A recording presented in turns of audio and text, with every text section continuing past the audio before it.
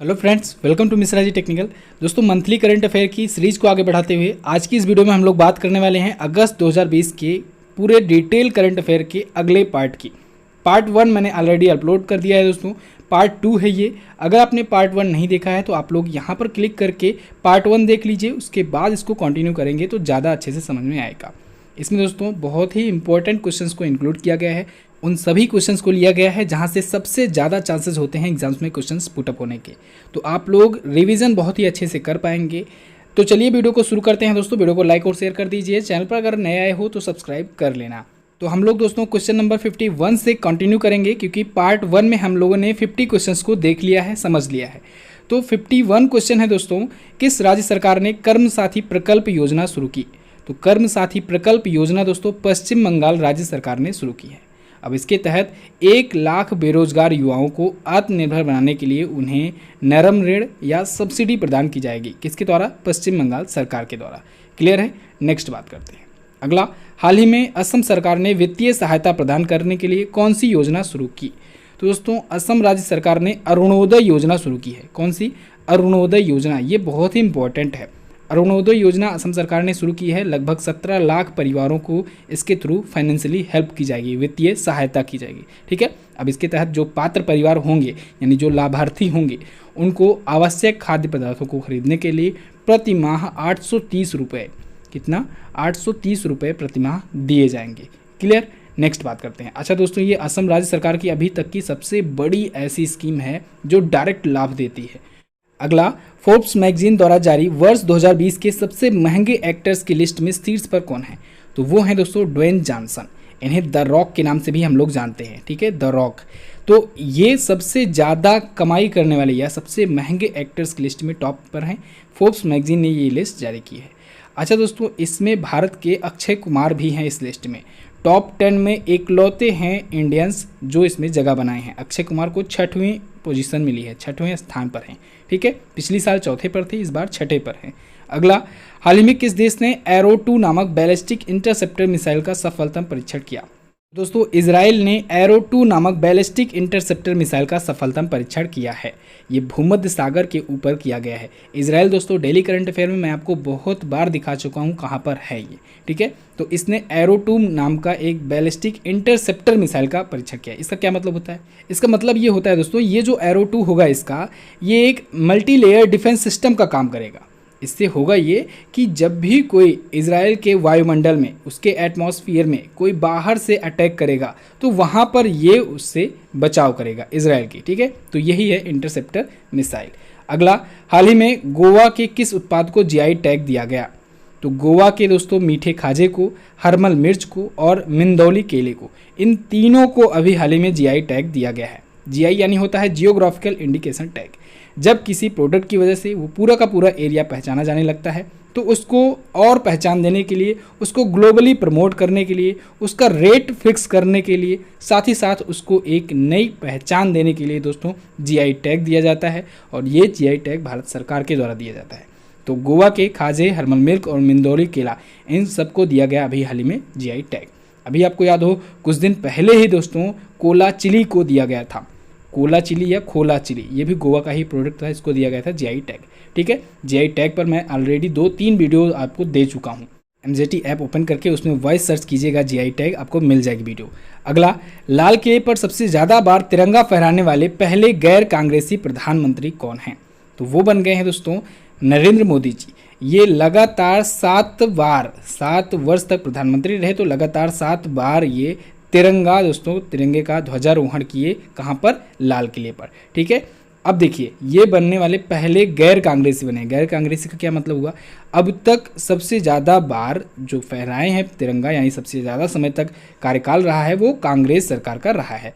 Okay, ये BJP party से हैं। अब देखिए दोस्तों, यहाँ से क्वेश्चन बन सकता है। कैसे बन सकता है क्वेश्चन? ये बन सकता है कि सबसे ज़्यादा समय तक कार्यकाल किसका रहा प्रधानमंत्री के रूप में? तो याद रखिएगा दोस्तों, ये जो पहले प्रधानमंत्री थे पंडित जवाहरलाल नेहरू जी, वो 17 वर्षों तक थे भारत के प्रधानमंत्री। इसके बाद भारत की पहली महिला प्रधानमंत्री जो थी इंदिरा गांधी जी, वो 16 सालों तक रही थी प्रधानमंत्री। तो ये दूसरी सबसे ज़्यादा समय तक रही प्रधानमंत्री। तीसरे नंबर पर मनमोहन सिंह जी का नाम आता है, जो हमारे पूर्व प्रधानमंत्री हैं। ये 10 वर्षों तक रहे, सबसे ज़्यादा कार्यकाल इनका रहा। और चौथे स्थान पर नरेंद्र मोदी जी का नाम आता है, जो 7 वर्ष तक अभी तक हैं और अभी कंटिन्यू है इनका कार्यकाल। ठीक है, तो ये थे सबसे ज़्यादा कार्यकाल वाले प्रधानमंत्री। कुछ इनका नाम याद रखिएगा, इंपॉर्टेंट क्वेश्चन यहाँ से बन सकता है। नेक्स्ट बात करते हैं। अगला, हाल ही में किसने प्रोजेक्ट डॉल्फिन की घोषणा की? तो अभी हाल ही में प्रोजेक्ट डॉल्फिन की घोषणा की है दोस्तों प्रधानमंत्री नरेंद्र मोदी जी ने। क्योंकि दोस्तों डॉल्फिन जो है, ये डॉल्फिन जो मछली होती है, ये भारत का राष्ट्रीय जलीय जीव है, इसे याद रखना है आपको। तो देश की नदियाँ, सागर जो हैं, देश के आसपास जो महासागर हैं, उनमें डॉल्फिन का संरक्षण करने के लिए, उसकी सुरक्षा उसको प्रदान करने के लिए, साथ ही साथ लेटेस्ट टेक्नोलॉजी का यूज़ किया जाए, जिससे डॉल्फिन की गणना करना हुआ या फिर जो भी चीज़ें हुआ उसके लिए, तो इसलिए ये प्रोजेक्ट डॉल्फिन लॉन्च किया गया है। इसी से मिलता जुलता एक और प्रोजेक्ट लॉन्च किया गया है, अभी आगे आएगा, मैं आपको बताऊंगा, प्रोजेक्ट लायन। ठीक है, उसको भी अभी ध्यान रखिएगा। अगला, टोक्यो ओलंपिक के लिए भारतीय ओलंपिक टीम का आधिकारिक प्रायोजक या स्पॉन्सर कौन बना? तो दोस्तों टोक्यो ओलंपिक के लिए इंडिया की ओलंपिक टीम का ऑफिशियल स्पॉन्सर कौन बन गया है? आइनॉक्स ग्रुप। दोस्तों ये टोक्यो ओलंपिक में भारत के लिए ऑफिशियल स्पॉन्सर होगा।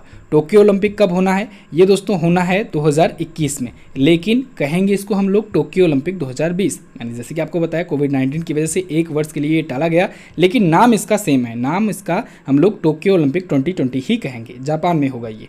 अगला, 15 अगस्त 2020 को किस महान क्रिकेटर ने संन्यास की घोषणा की? तो दोस्तों महेंद्र सिंह धोनी और सुरेश रैना, इन दोनों ने 15 अगस्त के दिन संन्यास से घोषणा की है क्रिकेट से। महेंद्र सिंह धोनी दोस्तों भारत के सबसे सफलतम कप्तान हैं। महेंद्र सिंह धोनी जी ने दोस्तों भारत को आईसीसी की सभी 3 ट्रॉफियों को जिताया हुआ है, चाहे वो आईसीसी का वनडे वर्ल्ड कप हो, चाहे आईसीसी का T20 वर्ल्ड कप हो, या फिर चैंपियंस ट्रॉफी हो। तो महेंद्र सिंह धोनी के लाइफ पर दोस्तों मैंने एक वीडियो भी बनाई हुई है, आप लोग देख सकते हैं। क्रिकेट के करियर से रिलेटेड सारी इंफॉर्मेशन उसमें है, वीडियो बहुत डिटेल में आप लोग देखिएगा जरूर। महेंद्र सिंह धोनी जी के संन्यास लेने के बाद सुरेश रैना ने भी संन्यास की घोषणा कर दी, जस्ट थोड़ी समय के बाद ही, उसी दिन। ठीक है, अगला, राष्ट्रपति रामनाथ कोविंद जी ने कितने रक्षा कर्मियों को वीरता पुरस्कार देने की घोषणा की? तो अभी हाल ही में हमारे राष्ट्रपति रामनाथ कोविंद जी ने 84 रक्षा कर्मियों को वीरता पुरस्कार देने की घोषणा की है। अब इस बार के रक्षा कर्मियों में दोस्तों 9 शौर्य वीरता पुरस्कार दिए गए हैं। ठीक है, 9 वीरों को शौर्य पुरस्कार दिए गए हैं, बाकी को कुल मिलाकर के 84 वीरता पुरस्कार दिया गया है। अब इस लिस्ट में सबसे ज़्यादा वीरता पुरस्कार दोस्तों जम्मू कश्मीर की पुलिस को मिला है। दूसरे नंबर पर है CRPF, central reserve police force. इसके बाद तीसरा नंबर आता है यूपी पुलिस का, जिसने सबसे ज़्यादा अवार्ड जीते हैं। अगला, केंद्रीय सड़क परिवहन और राजमार्ग मंत्री ने कब तक भारत में शून्य सड़क दुर्घटना मृत्यु प्राप्त करने का लक्ष्य रखा? तो दोस्तों केंद्रीय सड़क परिवहन और राजमार्ग मंत्री नितिन गडकरी जी ने टारगेट बनाया है कि 2030 तक जितने भी रोड एक्सीडेंट होते हैं और उनसे जो डेथ हो जाती हैं वो शून्य हो जाएंगे, यानी कि रोड एक्सीडेंट से मरने वालों की संख्या 0 हो जाएगी। हालांकि ये अनप्रैक्टिकल है क्योंकि आइडियल होता नहीं है, लेकिन ऐसा लक्ष्य रखा है सरकार ने। ठीक है, नेक्स्ट, अमृत योजना लागू करने वाला शीर्ष राज्य कौन बना? तो दोस्तों ओडिशा राज्य है अमृत योजना लागू करने वाला शीर्ष राज्य। इसका फुल फॉर्म होता है Atal mission for rejuvenation and urban transformation. इस योजना की शुरुआत दोस्तों प्रधानमंत्री नरेंद्र मोदी जी ने 2015 में की थी। तो ओडिशा इस योजना को लागू करने में शीर्ष राज्य रहा है। दूसरे पर है चंडीगढ़ और थर्ड पर है तेलंगाना। ठीक है, इस योजना के तहत होता यह है कि शहरी परिवर्तन के लिए मजबूत सीवेज नेटवर्क बनाया जाता है और पानी की आपूर्ति सुनिश्चित की जाती है। अगला, किस राज्य के राज्यपाल ने कोरोना कविता काल नामक कविताओं का एक संग्रह लॉन्च किया? तो दोस्तों मिजोरम के राज्यपाल PS श्रीधरन पिल्लई जी ने कोरोना कविता काल नाम से एक कविताओं का संग्रह लॉन्च किया है। इस पुस्तक का विमोचन किया मिजोरम के जो चीफ मिनिस्टर हैं जोरमथंगा, उन्होंने। ठीक है, पुस्तकों और लेखकों पर भी आपको वीडियो मिल चुकी है। अगला, हाल ही में उत्तर प्रदेश के किस कैबिनेट मंत्री और पूर्व क्रिकेटर का कोरोना से निधन हो गया? तो अभी हाल ही में चेतन चौहान जी का निधन हो गया। ये पूर्व क्रिकेटर रह चुके हैं, सुनील गावस्कर जी के साथ में उतरते थे ओपनिंग करने और बाद में ये कैबिनेट मंत्री बने उत्तर प्रदेश में, और इनका अभी हाल ही में कोरोना से निधन हो गया है। अगला, Spanish Grand Prix 2020 Formula 1 race किसने जीती है? तो दोस्तों लुइस हैमिल्टन ने जीती है स्पेनिश ग्रैंड प्रिक्स 2020 फार्मूला 1 की रेस। इस पर मैंने आपको एक ट्रिक भी बताई थी, वो ट्रिक आपको 5 मिनट जीके की वीडियो में मिल जाएगी।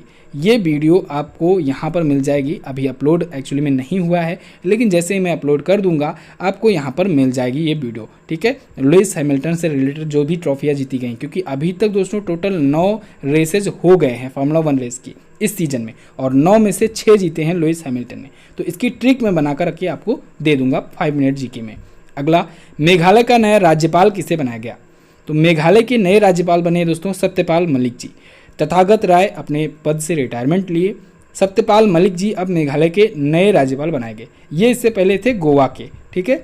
अब गोवा से ये नहीं रहे राज्यपाल। गोवा में किसको चार्ज दिया गया? भगत सिंह कोश्यारी को दिया गया। भगत सिंह कोश्यारी जी ये महाराष्ट्र के हैं, ठीक है। अच्छा, यहीं से एक और क्वेश्चन याद कीजिएगा, रिवाइज कीजिएगा। आनंदीबेन पटेल जी ये यूपी की गवर्नर हैं और इनको एक्स्ट्रा चार्ज मिला है एमपी का। मध्य प्रदेश का भी ये एक्स्ट्रा चार्ज संभाल रहे हैं। क्यों?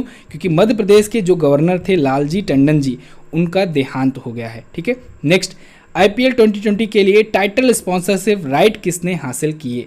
तो दोस्तों टाइटल स्पॉन्सरशिप राइट्स मिल गए हैं ड्रीम 11 को, ठीक है। कितने में? 222 करोड़ रुपए में मिले हैं, ठीक है। टाइटल स्पॉन्सरशिप इस साल के लिए मिला है, इस सीजन के लिए, यानी कि 2020 के 13वें सीजन के लिए ही मिला है। बाकी का वीवो से जो कॉन्ट्रैक्ट चल रहा है वो कंटिन्यू होगा, ठीक है। आपको याद हो वीवो से 5 वर्षों के लिए कॉन्ट्रैक्ट हुआ था 2018 में, लेकिन इस बार चाइना का विरोध देखते हुए बीसीसीआई ने दोस्तों इस बार के लिए ही सिर्फ कैंसिल किया है। कुछ लोग कंफ्यूज होते हैं कि अब ड्रीम 11 भी रहेगा, नहीं, ड्रीम 11 इस वर्ष के लिए है केवल, उसके बाद फिर से वही चाइनीज़ कंपनी वीवो होगी टाइटल स्पॉन्सर। अगला, उत्तर प्रदेश राज्य सरकार ने वाराणसी के मंडुआडीह रेलवे स्टेशन का नाम बदलकर क्या रखा?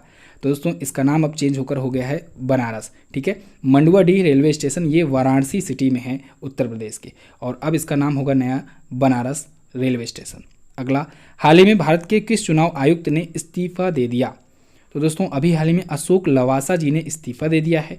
अब ये इस्तीफा दिए, क्यों दिए? क्योंकि ये एडीबी के उपाध्यक्ष बन गए हैं, एशियन डेवलपमेंट बैंक के। अगर आप डेली करंट अफेयर वीडियो देखते होगे तो बहुत सारी चीज़ें आप रिवाइज कर रहे होगे बहुत ही आसानी से, क्योंकि बहुत बार ये सब चीज़ें मैं आपको बता चुका हूँ। क्या बताया था मैंने? एडीबी के उपाध्यक्ष बन गए अशोक लवासा, और ये चुनाव आयुक्त से इस्तीफा देकर बने।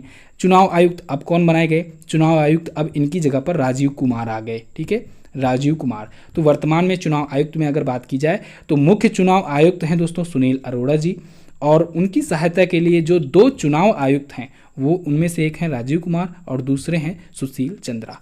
क्लियर है? नेक्स्ट बात करते हैं। अगला, भारत के किस पूर्व प्रधानमंत्री की जयंती पर सद्भावना दिवस मनाया जाता है?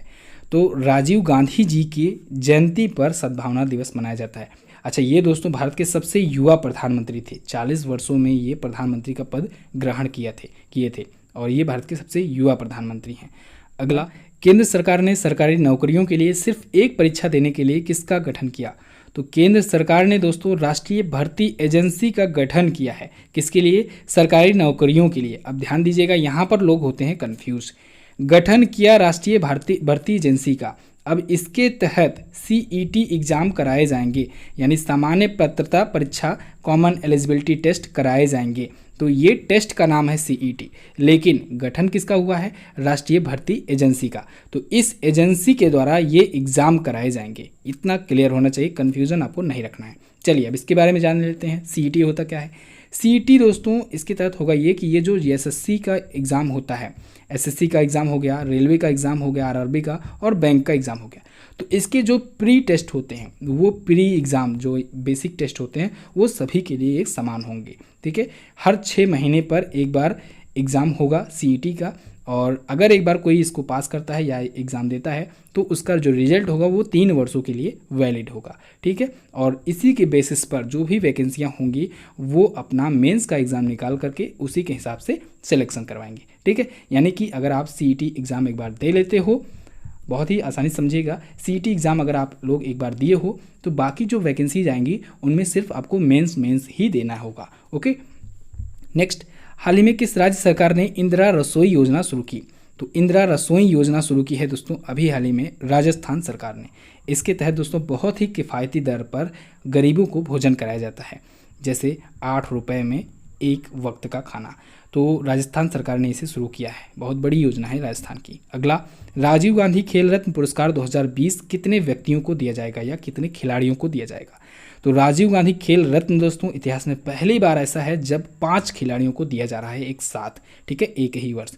राजीव गांधी खेल पुरस्कार दोस्तों राष्ट्रीय खेल दिवस के दिन दिया जाता है, जो कि 29 अगस्त को था, ठीक है।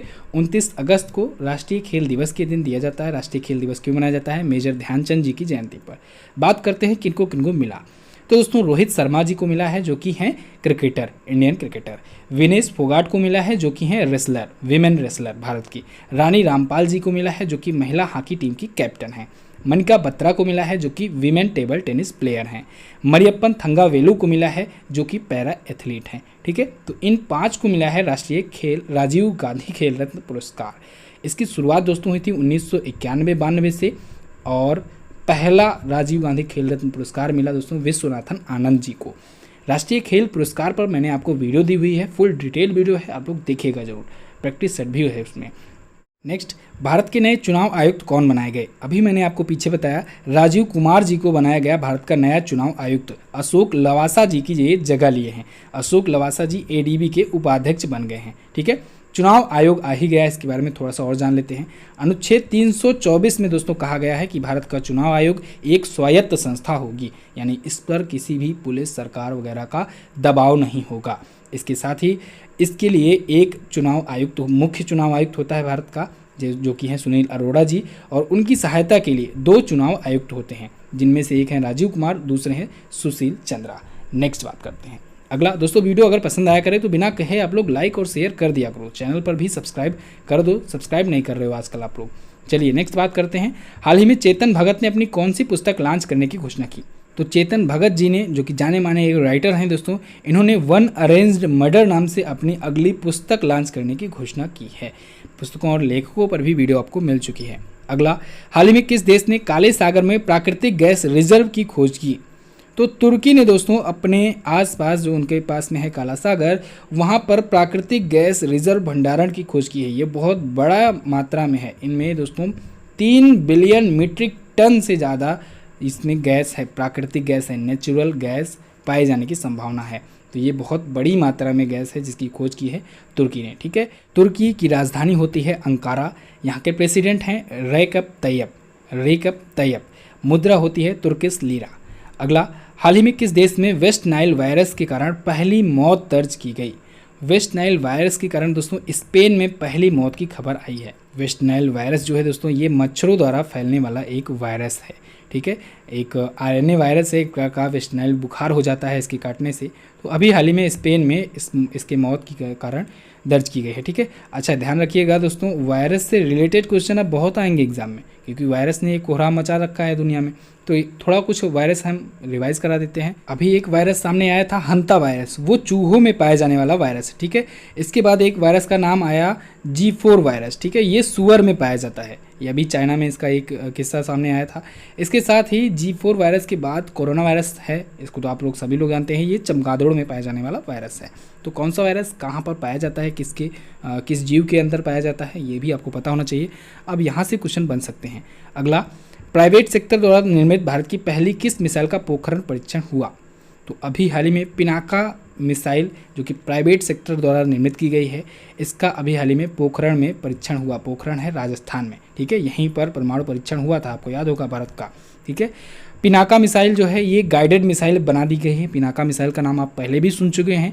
तब ये गाइडेड मिसाइल नहीं थी, इसमें गाइडेड सिस्टम नहीं लगा था। अब इसमें गाइडेड सिस्टम लगाकर एक नए तर्ज पर हमारी जो भारत की एक प्राइवेट एजेंसी है, डिफेंस एजेंसी है, इकोनॉमिक एक्सप्लोजिव लिमिटेड, उसके द्वारा इसका परीक्षण किया गया है। अगला, हाल ही में किस क्रिकेटर को आईसीसी हॉल ऑफ फेम में शामिल किया गया? तो अभी हाल में जैक कैलिस को, लिसा स्टालेकर को और जहीर अब्बास को, इन तीनों को दोस्तों आईसीसी हॉल ऑफ फेम में शामिल किया गया है। जैक कैलिस जो दोस्तों जो हैं ये हैं साउथ अफ्रीका के। जहीर अब्बास ये पाकिस्तान के क्रिकेटर रह चुके हैं। लिसा स्टालेकर ये ऑस्ट्रेलिया की पूर्व महिला कप्तान रह चुकी हैं, और ये लेडी हैं, लेडी क्रिकेटर थी, ठीक है।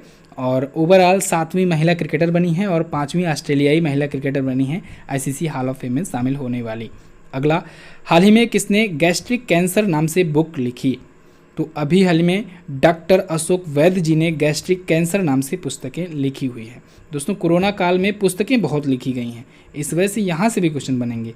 अगला, ये मैं अपना एक्सपीरियंस शेयर करता हूँ आपको दोस्तों। 3 वर्षों से मैं यूट्यूब पर पढ़ा रहा हूँ, उसका एक्सपीरियंस शेयर करता हूँ कि कौन कौन से क्वेश्चंस बनते हैं एग्जाम में। क्योंकि मैं जब से यूट्यूब पर हूँ, जब से मैं यहाँ पर वीडियो बना रहा हूँ, तब से देख रहा हूँ बहुत सारे एग्जाम्स हुए। तो आप लोग जो मैं कहता हूँ इम्पॉर्टेंट है तो उसको समझ जाया कीजिए कि वाकई में इम्पॉर्टेंट है और उसको आपको केयरफुली होकर पढ़ना है। ठीक है, ये सब चीज़ें ध्यान में रखनी है आपको। अगला, हाल ही में टाटा समूह ने डिजिटल सेवाओं के लिए कौन सा ऐप लॉन्च किया? तो टाटा ग्रुप ने अपना ऐप लॉन्च किया है सुपर ऐप। ठीक है, जैसे जियो ऐप है रिलायंस का, वैसे ही टाटा ने अब सुपर ऐप लॉन्च किया है। इसमें भी सारी फीचर्स होंगे, हर एक प्रकार के फीचर्स सुपर ऐप में भी होंगे। हालांकि जियो जो है वो टेलीकॉम सेक्टर में ज़्यादा पड़ जाता है, लेकिन सुपर ऐप जो होगा ये टेलीकॉम ना जाकर के ई कॉमर्स सेक्टर में ज़्यादा होगा इसका फोकस। अगला, हाल ही में किस नवरत्न कंपनी ने स्वच्छता ही सेवा पुरस्कार जीता?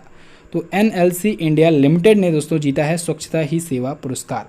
NLC इंडिया लिमिटेड दोस्तों एक ये नवरत्न कंपनी है। भारत में दोस्तों 10 महारत्न कंपनियां हैं और 14 नवरत्न कंपनियां हैं। मिनी रत्न कंपनियों की संख्या 79 के आसपास है, ये चेंज होती रहती है। ठीक है, इसमें घटते बढ़ते रहते हैं लोग, तो ये कभी पूछा नहीं जाता है मिनी रत्न। पूछा क्या जाता है, या तो महारत्न सबसे ज़्यादा पूछा जाता है, इसके बाद कभी कभी नवरत्न कंपनियों से भी पूछ लेता है क्वेश्चन। आपको महारत्न कंपनियों का वीडियो, इसकी वीडियो जल्द ही आ जाएगी, 1-2 दिनों में ही। और नवरत्न कंपनियों की वीडियो इसके कुछ दिनों के बाद आएगी, 1 हफ्ते तक लग जाएंगे। ठीक है, लेकिन वीडियो आएगी तो आपको इन्फॉर्म जरूर किया जाएगा। सब्सक्राइब करके रखो चैनल को। NLC इंडिया लिमिटेड के बारे में बात की जाए तो दोस्तों इसके CMD हैं राकेश कुमार। कौन है? राकेश कुमार जी। और इसका पूरा नाम होता है Neyveli lignite corporation India limited. Next, हाल ही में किसने प्रतिष्ठित ग्लोबल वाटर अवार्ड जीता? तो अभी हाल ही में वाटेक वाबाग ने जीता है ग्लोबल वाटर अवार्ड। वाटेक वाबाग क्या है? ये दोस्तों चेन्नई में स्थित एक जल शोधन से जुड़ी कंपनी है। तो इसके चेन्नई के कोयम्बटूर में 45 मिलियन लीटर वाले एक TTRO प्लांट के लिए ये अवार्ड इसे दिया गया है। अगला, हाल ही में किसने अफ्रीका को जंगली पोलियो से मुक्त घोषित किया? तो WHO ने, वर्ल्ड हेल्थ ऑर्गेनाइजेशन ने दोस्तों अफ्रीका को जंगली पोलियो से मुक्त घोषित कर दिया है। अफ्रीका का एक देश है नाइजीरिया, यहीं पर लास्ट बार पोलियो के जो रोगी हैं, मरीज हैं, या पोलियो का केस कह लें, देखने मिला था। लेकिन अब उसके हो गए हैं 4 वर्ष। और WHO की गाइडलाइंस के मुताबिक अगर पिछले 4 वर्षों से कोई केस नहीं आया रहता है किसी देश में, तो फिर उसे पोलियो मुक्त घोषित कर दिया जाता है। तो 4 वर्ष पहले अफ्रीका के नाइजीरिया में लास्ट केस देखा गया था पोलियो का। इसके बाद से पूरे के पूरे अफ्रीका महाद्वीप में कभी भी पोलियो का कोई केस सामने नहीं आया। इस वजह से WHO ने पूरे के पूरे अफ्रीका कॉन्टिनेंट में, पूरे के पूरे अफ्रीका महाद्वीप में जितने भी देश हैं सभी को पोलियो मुक्त घोषित कर दिया गया। अब यहाँ से क्वेश्चन क्या बन सकता है कि भारत को कब पोलियो मुक्त घोषित किया गया था? तो भारत दोस्तों 2014 में ही पोलियो मुक्त घोषित हो गया था। डेट थी 27 मार्च। ओके, WHO के बारे में तो आपको सब कुछ पता ही है। वर्ल्ड हेल्थ ऑर्गेनाइजेशन 1948 में हुई थी इसकी स्थापना 7 अप्रैल के दिन। 7 अप्रैल को ही इसी वजह से विश्व स्वास्थ्य दिवस मनाया जाता है और टेड्रोस एधनोम जी इसके हेड हैं। अगला बात करते हैं, हाल ही में थुम्बी महोत्सव 2020 महोत्सव कहाँ मनाया गया? तो ये मनाया गया दोस्तों केरल में, भारत के केरल राज्य में मनाया गया। ये दोस्तों केरल का पहला ड्रैगन फ्लाई फेस्टिवल है। केरल में पहली बार इसे मनाया जा रहा है, थुम्बी महोत्सव 2020। Next, mental calculation world cup में गोल्ड मेडल किसने जीता? तो नीलकंठ भानु प्रकाश जी ने जीता है मेंटल कैलकुलेशन वर्ल्ड कप में गोल्ड मेडल। अभी हाल ही में माइंड स्पोर्ट ओलंपियाड के मेंटल कैलकुलेशन का वर्ल्ड कप आयोजित हुआ, उसमें इन्होंने गोल्ड जीता है, भारत के लिए गोल्ड जीता है। इन्होंने दोस्तों सबका रिकॉर्ड भी तोड़ दिया है और एक नया all time world record set किया है। इन्होंने शकुंतला देवी जी का रिकॉर्ड तोड़ दिया, स्कॉट फ्लोरेंसबर्ग का रिकॉर्ड तोड़ दिया। ठीक है, तो एक नया ऑल टाइम वर्ल्ड रिकॉर्ड इन्होंने बनाया है। ह्यूमन कैलकुलेटर हैं, हैदराबाद के हैं और इन्होंने 167 स्कोर किया हुआ है। अगला, 600 विकेट लेने वाले दुनिया के पहले तेज गेंदबाज कौन बने? तो वो बन गए हैं दोस्तों जेम्स एंडरसन।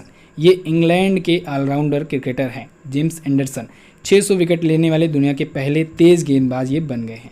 फास्ट बॉलर की बात हो रही है, बाकी स्पिनर में दोस्तों कई खिलाड़ी हैं जो ये मुकाम हासिल कर चुके हैं, जैसे मुथैया मुरलीधरन श्रीलंका के हैं, ये 800 से ज़्यादा विकेट ले चुके हैं। इसके बाद शेन वार्न है ऑस्ट्रेलिया के, ये 708 विकेट ले चुके हैं। भारत के अनिल कुंबले थे, अनिल कुंबले जी 619 विकेट ले चुके थे, ठीक है। जेम्स एंडरसन 600 विकेट ले लिए हैं। नेक्स्ट, नीति आयोग द्वारा जारी एक्सपोर्ट प्रिपेयर्डनेस इंडेक्स में टॉप पर कौन रहा? तो वो है दोस्तों टॉप पर गुजरात इस बार एक्सपोर्ट प्रिपेयर्डनेस इंडेक्स में, यानी कौन सा राज्य कितना ज़्यादा एक्सपोर्टेशन करता है, तो इस पर नीति आयोग ने एक रिपोर्ट जारी की थी। अगला, हाल ही में किस कंपनी के सीईओ केविन मेयर ने इस्तीफा दे दिया?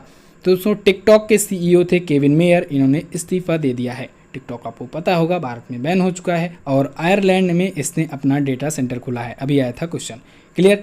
अच्छा दोस्तों, आप लोग ई बुक अगर परचेज करना चाहते हो, फुल डिटेल करंट अफेयर के का कंटेंट अपने पास स्टोर करना चाहते हो पूरा एक्सप्लेनेशन के साथ, तो आप लोग हमारी ई बुक परचेज़ कर सकते हो। उसमें हर प्रकार के कंटेंट कैटेगरी वाइज दिए गए रहते हैं। उसके बाद एंड में आपको 100+ क्वेश्चन का प्रैक्टिस सेट भी बिल्कुल फ्री में दिया जा रहा है। इतनी डिटेल करंट अफेयर की ई बुक आपको कहीं पर भी नहीं मिलने वाली है। आप किसी भी चैनल का जा कर के लेकर के देख सकते हो, खुली छूट है। कोई भी चैनल गारंटी के साथ है आपको इतना डिटेल करंट अफेयर के साथ ई बुक नहीं देगा, सिर्फ 15 रुपये में। और ये 15 रुपये भी आप लोग फ्री में पा सकते हो। ई बुक कैसे? उसके लिए आपको MZT ऐप डाउनलोड करना है, उसको अपने दोस्तों से शेयर करना है।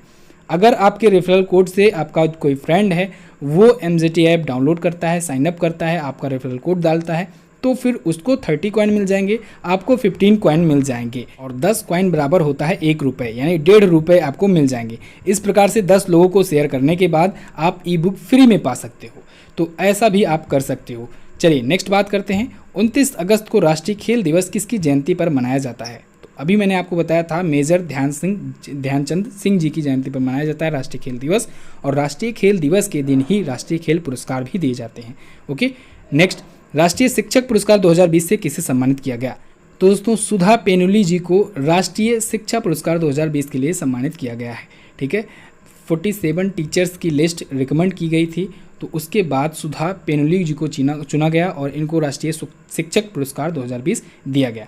क्यों? क्योंकि इन्होंने एकलव्य मॉडल आवासीय विद्यालयों की स्थापना की हुई है। अगला, हाल ही में किस देश के प्रधानमंत्री शिंजो आबे ने इस्तीफा दे दिया?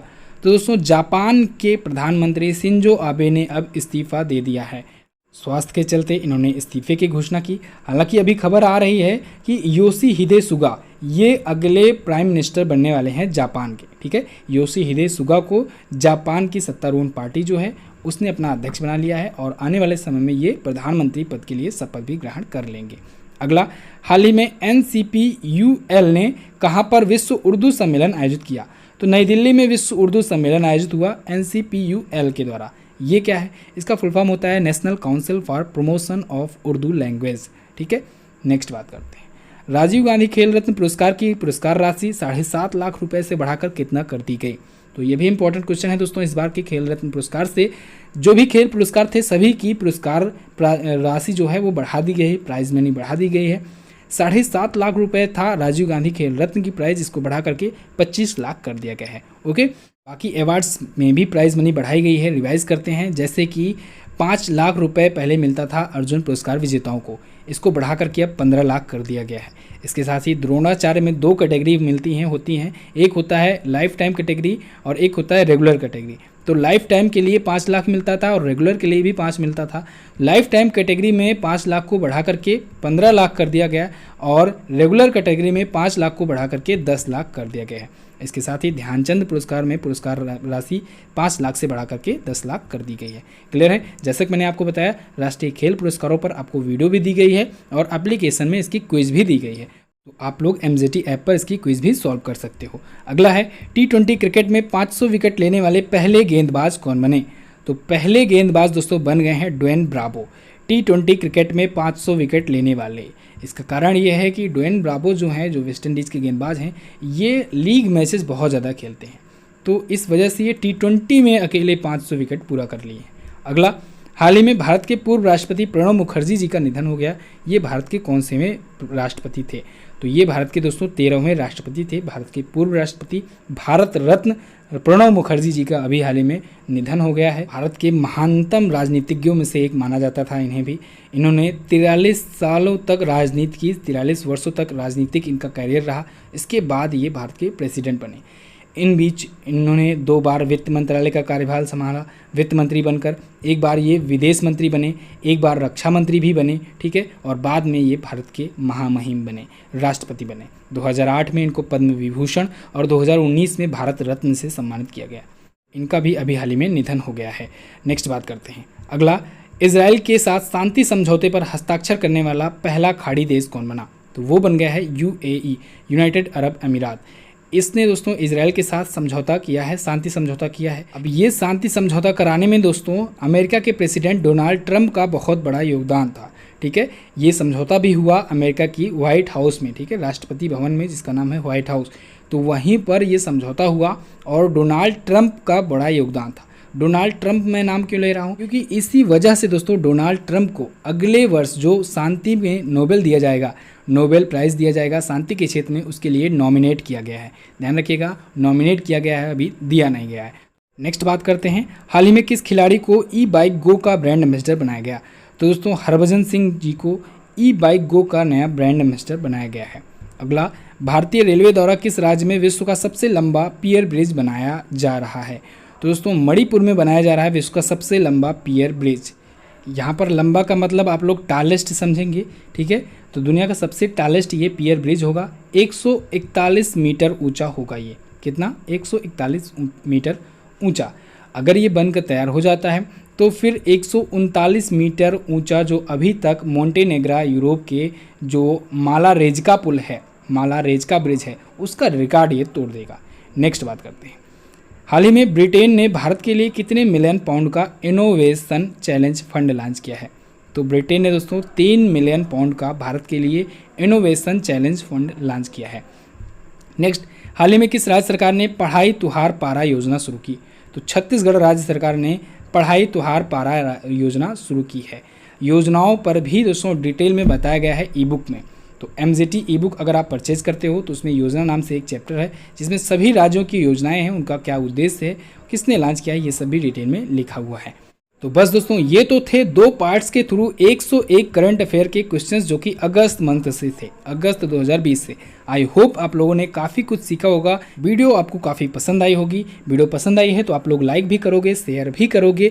चैनल पर अगर नए आए हो तो सब्सक्राइब भी किए होगे और वीडियो को शेयर जरूर कर देना दोस्तों। मिलते हैं ऐसे ही किसी नई वीडियो में, तब तक के लिए नमस्कार, जय हिंद, वंदे मातरम।